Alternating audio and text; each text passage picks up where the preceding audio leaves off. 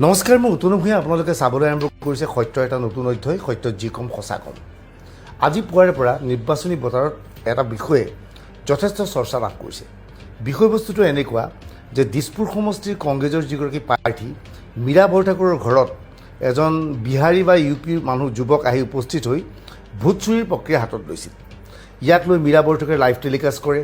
মীৰা বৰঠাকুৰৰ বাসগৃহলৈ কেইজনমান সাংবাদিক অনা হ'ল, আনি তেওঁলোকৰ পৰা বক্তব্য লোৱা হ'ল আৰু সামগ্ৰিকভাৱে মীৰা বৰঠাকুৰে এনে ধাৰণা দিবলৈ চেষ্টা চলালে যে তেওঁলোকে যি ধৰণে আশংকা প্ৰকাশ কৰিছিল যে অসমলৈ বিহাৰ উত্তৰ প্ৰদেশৰ মানুহ আহি ভোটদান কৰি আমাৰ অধিকাৰ কাঢ়ি নিব, যিটো বিজেপিৰ উদ্দেশ্য আছিল, সেয়া কাৰ্যত হ'বলৈ গৈ আছে।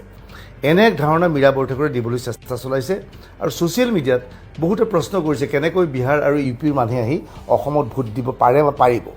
এতিয়া সমগ্ৰ ঘটনা সংক্ৰান্তত আমি বিশেষ গুৰুত্ব দিয়া নাছিলোঁ, কিন্তু যিহেতু বিষয়টো যথেষ্ট চৰ্চা লাভ কৰিছে, গতিকে সত্যৰ পৰা বিতং তথ্য আহৰণৰ চেষ্টা চলাইছিলোঁ। এইবাৰ এটা দৃশ্য দেখুৱাব বিচাৰিছোঁ। এই দৃশ্যটো আপোনালোকে দেখক যে মীৰা বৰঠাকুৰৰ বাসগৃহৰ পৰা আৰক্ষীৰ দল এটাই এই যুৱকজনক আটক কৰি লৈ গৈছে। সিং উপাধিধাৰী ধীৰাজ সিং নে কি ধৰণৰ নাম আছিল, এই যুৱকজনক এনেকৈ আৰক্ষীয়ে আটক কৰি লৈ গৈছে। লৈ এখন গাড়ীত বহুৱাই হাতীগড় আৰক্ষী থানালৈ লৈ যোৱা হয়। মীৰা বৰঠাকুৰে যুৱকজনক গ্ৰেপ্তাৰ কৰি সন্দেহজনক যুৱকজনক আটক কৰি আৰক্ষীক প্ৰথমে খবৰ দিয়াৰ পৰিৱৰ্তে লাইভ টেলিকাষ্ট কৰিছিল আৰু নিৰ্বাচিত কিছুমান সাংবাদিক, যিসকল মীৰা বৰঠাকুৰৰ লগত ঘনিষ্ঠ বা কংগ্ৰেছৰ লগত ঘনিষ্ঠ, তেনেকুৱা দুই এজন সাংবাদিকক ঘৰলৈ মাতি আনিছিল। মাতি এনে ধাৰণা দিব বিচাৰিছিল যে এইদৰেই বিহাৰ উত্তৰ প্ৰদেশৰ মানুহে অসমলৈ আহি ভোটদান কৰি বিজেপিক লাভান্বিত কৰিব। এতিয়া সমগ্ৰ ঘটনাৰ কিছু ব্যাখ্যা আমি আগবঢ়াবলৈ চেষ্টা চলাইছোঁ। আমি এই লাইভ অনুষ্ঠানৰ আগে কিছু সময়ৰ পূৰ্বে আৰক্ষীৰ উচ্চস্তৰীয় সূত্ৰৰ সৈতে যোগাযোগ কৰিছিলোঁ। আৰক্ষীয়ে জানিবলৈ দিয়া মতে হাতীগাঁও আৰক্ষী থানালৈ আটক কৰি লৈ অনা এই সন্দেহজনক যুৱকজনক এই পৰ্যন্ত আৰক্ষীয়ে সোধা পোছা কৰি আছে। এই পৰ্যন্ত আৰক্ষীয়ে কি তথ্য পাইছে? আৰক্ষীয়ে পোৱা অন্যতম তথ্যটো হ'ল যে যুৱকজনে সঁচাকৈয়ে গুৱাহাটী IITত এসময়ত পঢ়িছিল। হয়, যুৱকজনে নিজকে IIT গুৱাহাটীৰ ছাত্ৰ বুলি কৈছিল আৰু আৰক্ষী নিশ্চিত হৈছে যে তেওঁৰ কাগজ পত্ৰ চাই যে জেনুইন হয়, যুৱকজনে এটা সময়ত গুৱাহাটীৰ IITত পঢ়িছিল। এতিয়া পঢ়িছে নাই সেই এটাও স্পষ্ট হোৱা নাই। দ্বিতীয় কথাটো ওলাইছে যে যুৱকজনৰ লগত কথা বতৰাৰ প্ৰতি এনেকুৱা ধাৰণা হৈছে যুৱকজন মানসিকভাৱে কিছু বিকাৰগ্ৰস্ত নেকি, তেনেধৰণৰ সন্দেহ আৰক্ষীয়ে কৰিছে, যদিও নিশ্চিতভাৱে এতিয়াও কোৱা নাই। তেওঁৰ কথা বতৰাই তেনেকুৱা ধাৰণা হৈছে। যুৱকজনৰ বক্তব্যৰ পৰা আৰক্ষীয়ে যিটো তথ্য জানিছে যে যুৱকজনৰ অলপ কংগ্ৰেছৰ প্ৰতি দুৰ্বলতা আছিল। তেওঁ কংগ্ৰেছৰ প্ৰতি দুৰ্বলতা আছিল আৰু বোধহয় এটা সময়ত তেওঁ কংগ্ৰেছৰ ছাত্ৰ সংগঠন NSUIৰ সৈতেও জড়িত আছিল।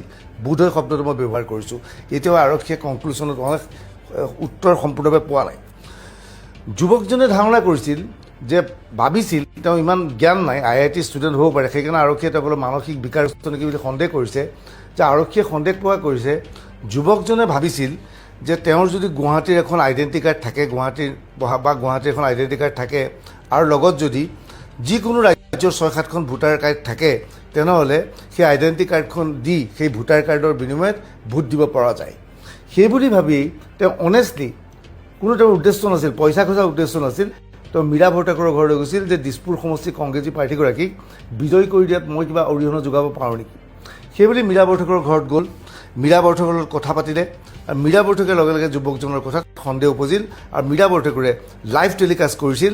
লাইভ টেলিকাষ্টৰ কিছু অংশ আমি আপোনালোকক দেখুৱাইছোঁ।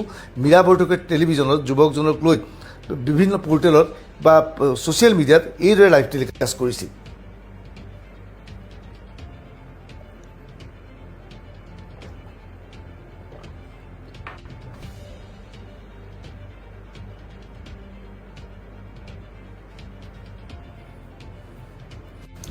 আপোনালোকে দেখা পাইছে, আপোনালোক পুনৰ কৈছোঁ, আপোনালোকে দেখা পাইছে যে মীৰা বৰঠাকুৰে এইদৰে যুৱকজনক আটক কৰি ছ'চিয়েল মিডিয়াত লাইভ টেলিকাষ্ট কৰিছিল। মীৰা বৰঠাকুৰে যথেষ্ট উত্তেজিত হৈ পৰিছিল, ননচেন্স আদি শব্দ ব্যৱহাৰ কৰিছিল। মীৰা বৰঠাকুৰে বাৰে বাৰে কৈছে যে মই অসমত থাকোঁ, তুমি UP বিহাৰৰ ল'ৰা আহি অসমলৈ আহি আমাৰ ভোটাধিকাৰ তুমি কেনেকৈ কাঢ়ি নিবা। অৰ্থাৎ যিজন যুৱকে মীৰা বৰঠাকুৰক সহায় কৰিবলৈ গৈছিল সেই যুৱকজনক আটক কৰি মীৰা বৰঠাকুৰে তেওঁক গাড়ী পাৰিছে। খুব ভাল কথা। পুনৰ কৈছোঁ, এই যুৱকজনৰ এই জ্ঞানটো নাই যে UPৰ 6খন আইডেণ্টি কাৰ্ড লৈ আহিলে বা ভোটাৰ কাৰ্ড লৈ আহি অসমৰ এখন আইডেণ্টি কাৰ্ড দেখুৱালে কোনোবা কেন্দ্ৰত ভোট দিব পৰা যায়। সেই কথাটো মীৰা বৰঠাকুৰে নিশ্চয় বুজা উচিত যে ভোট কেন্দ্ৰত কোনোবাই ভোটাৰ কাৰ্ডখন লৈ গ'লেই নহ'ব, সেই কেন্দ্ৰটোত তেওঁৰ নামটো থাকিব লাগিব। এওঁ যিকেইখন ভোটাৰ আই ডি আনিছে তাত তেওঁৰ ইউপিৰ পিতৃ মাতৃৰ ভোটাৰ আই ডি লৈ আহিছে। গতিকে পিতৃ মাতৃৰ ভোটাৰ আই ডি থাকি কোনোবা এটা ভোট কেন্দ্ৰত, হাতীগাঁৱৰ ভোট কেন্দ্ৰতো এই যুৱকজনে গৈ যদি ভোটাৰ আই ডিখন দেখুৱাই তেওঁক ভোট দিবলৈ দিয়া নহয়, তাত ভোট কেন্দ্ৰত তেওঁৰ নাম আছে নে সেইটো চোৱা হয়, এইটো সাধাৰণ কথা। আচলতে এই যুৱকজন বিশেষ কোনো জ্ঞান নাছিল আৰু মীৰা বৰঠাকুৰে এই ঘটনাটোকে তিলটোকে তাল কৰিলে। এইখনতে দুই ধৰণৰ কথা ওলাইছে যে ৰাহুল গান্ধী আৰু মীৰা বৰঠাকুৰ, এই প্ৰশ্ন আহিছে যে ৰাহুল গান্ধীৰ ওচৰত বা কংগ্ৰেছৰ শীৰ্ষ নেতৃত্বৰ ওচৰত এই যুৱকজনৰ দৰে কোনো মানুহ গৈ পেলাই ৰিণিকী ভূঞা শৰ্মাৰ ভুৱা পাছপৰ্ট দেখুৱালে আৰু ভুৱা প্ৰপাৰ্টিৰ তালিকা দেখুৱালে, ক'লে যে এইবিলাক আপোনালোকক দিম, তেনেহ'লে আমাক নগদ ধন দিব লাগিব। আৰু কংগ্ৰেছৰ ফালৰ পৰা নগদ ধন দিয়া হৈছিল। এই বিষয়ে মই কোৱা নাই, মুখ্যমন্ত্ৰী হিমন্ত বিশ্ব শৰ্মাই কালি অভিযোগ উত্থাপন কৰিছিল। সেই মৰ্মে পৱন খেৰাই সেই তথ্য সদৰি কৰিছিল যে এয়া ৰিণিকী ভূঞাৰ 3খন ৰাষ্ট্ৰত থকা পাছপৰ্ট। আচলতে সেই ভুৱা পাছপৰ্টবিলাকক ৰাহুল গান্ধী বা তেওঁ দুমে গম পোৱা নাছিল, এইবোৰ ভুৱা বুলি তেওঁলোকক বিশ্বাস কৰিছিল। ৰাহুল গান্ধীতকৈ আমাৰ মীৰা বৰঠাকুৰ কিন্তু যথেষ্ট জ্ঞানী আছিল। মীৰা বৰঠাকুৰে লগে লগে বুজিছিল যে এই যুৱকজনে যে ভোট দিবলৈ ক'লে, ভোট দিম বুলি ক'লে, সেই দিয়াটো সম্ভৱপৰ হয়নে, ইয়াৰ কোনো ক্ষেত্ৰতে সম্ভৱপৰ নহয়, সেই কথাটো মীৰা বৰঠাকুৰে গম পাইছিল। মীৰা বৰঠাকুৰৰ কৰ্তব্য আছিল লগে লগে আৰক্ষীক খবৰ দিয়াৰ, কিন্তু মীৰা বৰঠাকুৰে ইয়াৰে এক ৰাজনৈতিক মুনাফা আদায় কৰিবলৈ চেষ্টা চলায় আৰু এওঁলোকক লৈ এনেধৰণৰ ধাৰণা দিবলৈ চেষ্টা চলোৱা হ'ল যে এওঁলোক আচলতে বিজেপিৰ মানুহ। শুনি আচৰিত হ'ব, মীৰা বৰঠাকুৰে কথা প্ৰসংগত কৈছে যুৱকজনে বোলে কৈছে তেওঁক অশোক সিংহলে পঠাইছে। এতিয়া মোৰ প্ৰশ্ন হৈছে, অশোক সিংহলে যদি 6টা এক্সট্ৰা ভোট দিবলৈ মানুহ এজন পঠিয়াই, মীৰা বৰঠাকুৰৰ ঘৰলৈ কিয় পঠিয়াব প্ৰদ্যুৎ বৰদলৈৰ ঘৰলৈ। কিয়নো এই 6টা যদি বাহিৰা ভোট হয়, প্ৰদ্যুৎ বৰদলৈৰ লাভ হ'ব, বিজেপিৰে লাভ হ'ব, মীৰা বৰঠাকুৰতো লাভ নহয়। অৰ্থাৎ যুৱকজনৰ যিবোৰ বক্তব্য, অশোক সিংহলৰ কথা কৈছে, কেতিয়াবা মীৰা বৰঠাকুৰে হিমন্ত বিশ্ব শৰ্মাৰ নাম কৈছে, এইবোৰ দেখি ধাৰণা হৈছে যুৱকজন আৰক্ষীয়ে কোৱাৰ দৰে কিছুভাৱে মানসিকভাৱে গুলমূলীয়া হয় নেকি। আৰক্ষীৰ জেৰা অব্যাহত আছে, আমি আশা কৰিছোঁ কিছু সময়ৰ পিছতে আৰক্ষীয়ে স্থিতি স্পষ্ট কৰিব। বাস্তৱ সত্যটো হ'ল এটা সৰু ঘটনাক মীৰা বৰঠাকুৰৰ এটা টীমে তিলক তাল কৰিবলৈ চেষ্টা চলাইছে। এই ভিডিঅ' সংক্ৰান্তত আপুনি আপোনাৰ মতামত কমেণ্ট ছেকশ্যনত লিখিব পাৰিব। ধন্যবাদ। তিলক তাল কৰিবলৈ চেষ্টা চলাইছে। এই ভিডিঅ' সংক্ৰান্তত আপুনি আপোনাৰ মতামত কমেণ্ট ছেকশ্যনত লিখিব পাৰিব। ধন্যবাদ।